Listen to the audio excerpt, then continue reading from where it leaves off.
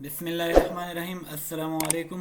उम्मीद है आप सारे खैरियत से होंगे। आज हम लेक्चर नंबर 26 डिस्कस करेंगे, जिसमें हम फाइलम निमेटोडा की रिप्रोडक्शन यानी उसका रिप्रोडक्टिव सिस्टम और उसके साथ साथ उसकी डेवलपमेंट कैसे होती है, सो ये आज के लेक्चर के अंदर हम डिस्कस करने वाले हैं।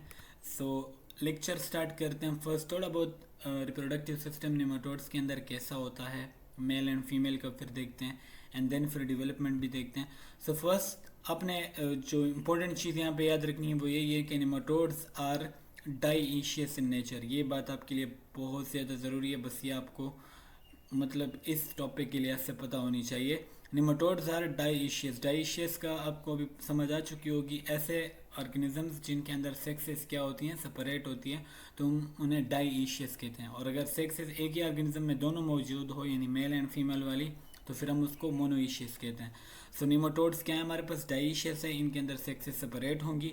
Mail is usually smaller. Male इसमें हमेशा क्या होता है, थोड़ा बहुत स्मॉलर रहता है और उसका कर्व्ड पोस्टीरियर एंड होता है। ये जब हम इसका स्ट्रक्चर डिस्कस कर रहे थे वहाँ पे हमने ये चीज़ अच्छे से एक्सप्लेन की हुई है। रिप्रोडक्टिव आर्गन्स की बात करें कि निमेटोड के अंदर रिप्रोडक्टिव आर्गन कैसे होते हैं, तो पहली बात बहुत सिंपल टाइप के रिप्रोडक्टिव आर्गन आपको देखने को मिलते हैं निमेटोड में। तकरीबन थ्रेड लाइक होते हैं जितने भी रिप्रोडक्टिव आर्गन्स होते हैं, और इसके अलावा कोयल ट्यूब्स में भी आपको नज़र आते हैं जो कि सस्पेंडेड होते हैं, या आप सिंपल कह सकते हो कि आपको मिलते हैं इन द सीडोसिलोमिक फ्लूइड। यानी जो सीडोसिलोमिक कैविटी होती है निमेटोड्स की, उसके अंदर ही आपको रिप्रोडक्टिव आर्गन्स मिल रहे होते हैं, और उस कैविटी के अंदर जो फ्लूइड होता है उसका हम सीडोसिलोमिक फ्लूइड बोलते हैं। रिप्रोडक्टिव सिस्टम की अगर बात करें तो ये बहुत ही प्रोडक्टिव होता है। प्रोडक्टिव मतलब क्या होता है कि इसमें जो फीमेल्स होते हैं, फीमेल्स जो निमेटोड्स होंगी वो ले करती है 100 से लेकर 1000 ऑफ एग्स को, यानी एक लार्ज अमाउंट ऑफ एग्स क्या कर रही होती है, प्रोड्यूस कर रही होती है फीमेल्स। तो इस वजह से हम जो रिप्रोडक्टिव सिस्टम ऑफ निमेटोड है तो उसको हम बोलते हैं कि it is a productive system, यानी इसके अंदर बहुत सारे क्या होते हैं कि फीमेल्स बहुत सारे अंडे प्रोड्यूस करती है। नेक्स्ट इंपॉर्टेंट पॉइंट यहाँ पे क्या है कि निमेटोड के अंदर फर्टिलाइजेशन जो होगी वो क्या होगी, इंटरनल फर्टिलाइजेशन होगी। अक्सर हमने जो पीछे फाइलम पढ़े तो उसमें एक्सटर्नल फर्टिलाइजेशन होती थी। सो निमेटोड्स के अंदर आपने याद रखना है कि यहाँ पे आपको इंटरनल फर्टिलाइजेशन देखने को मिलती है।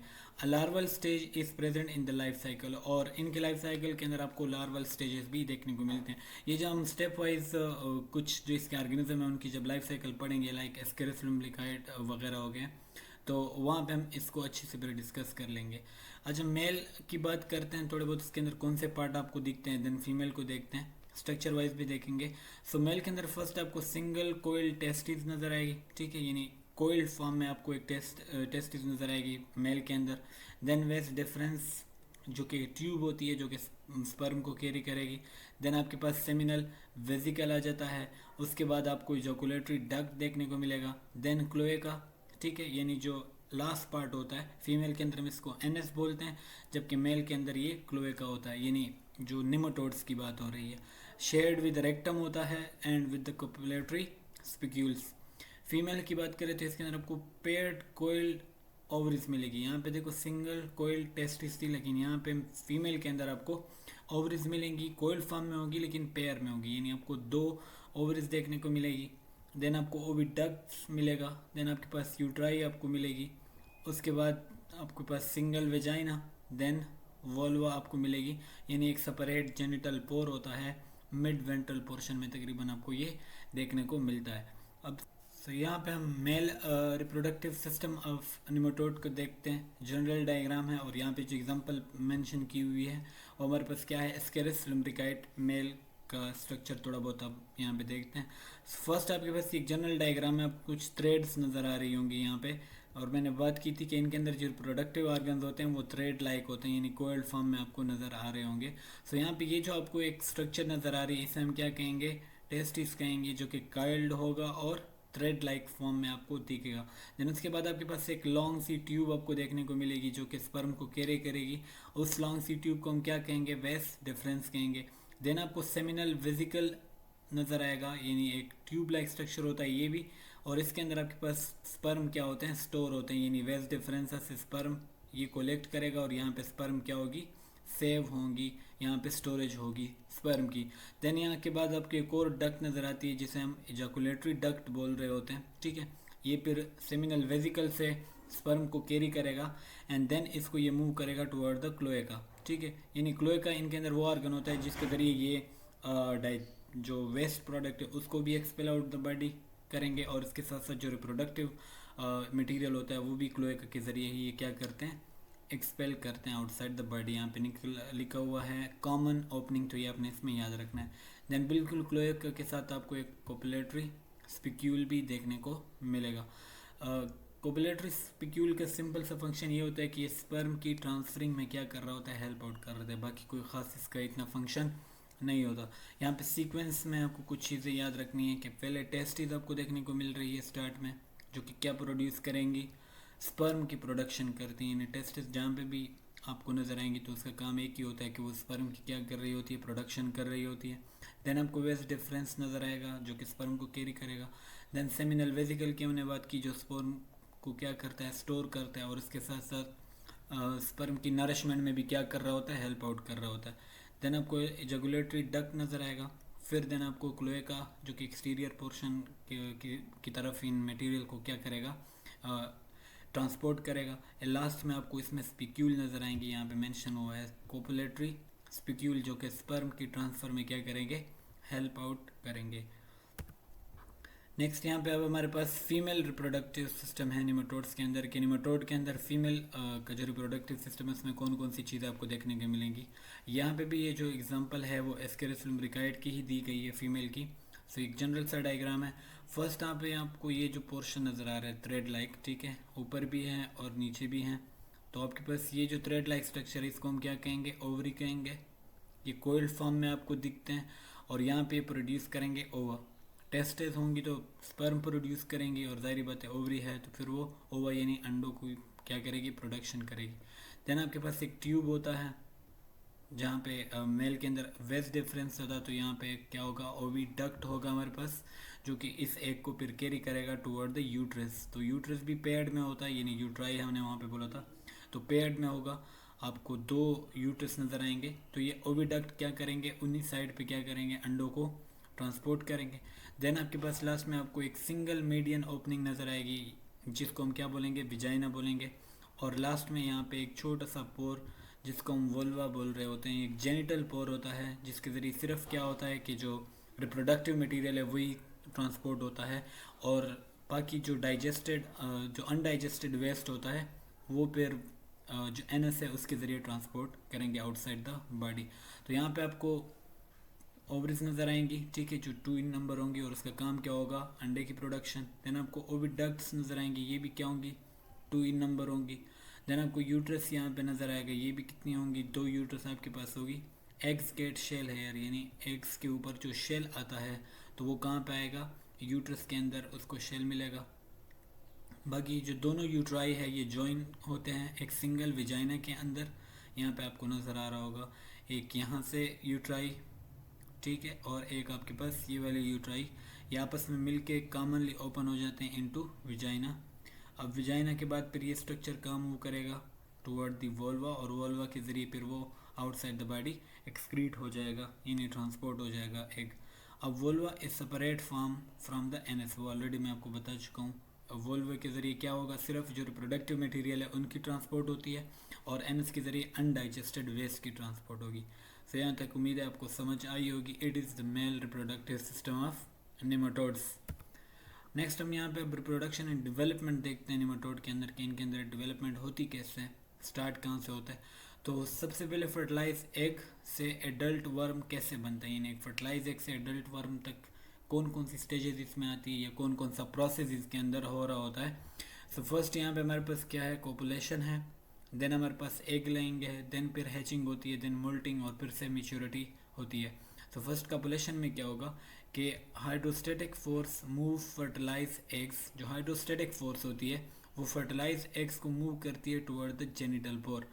हमने कल भी ये बात की कि इनके अंदर मस्कुलर ज़्यादातर नहीं होती, तो डाइजेशन में भी फेरेंक्स और हाइड्रोस्टेटिक फोर्स ही हेल्प आउट कर रहा था फूड की मूवमेंट में। तो यहाँ पे भी जो फर्टिलाइज एग्स की मूवमेंट है टुवर्ड द जेनिटल पोर वो कौन करवाता है, हाइड्रोस्टेटिक फोर्स करवाएगा जेनिटल पोर की तरफ एग्स की मूवमेंट। अच्छा, स्पिक्यूल्स क्या करेंगे, spicule hold the vulva open, spicule vulva को ओपन रखेगा ड्यूरिंग स्पर्म ट्रांसफ़र।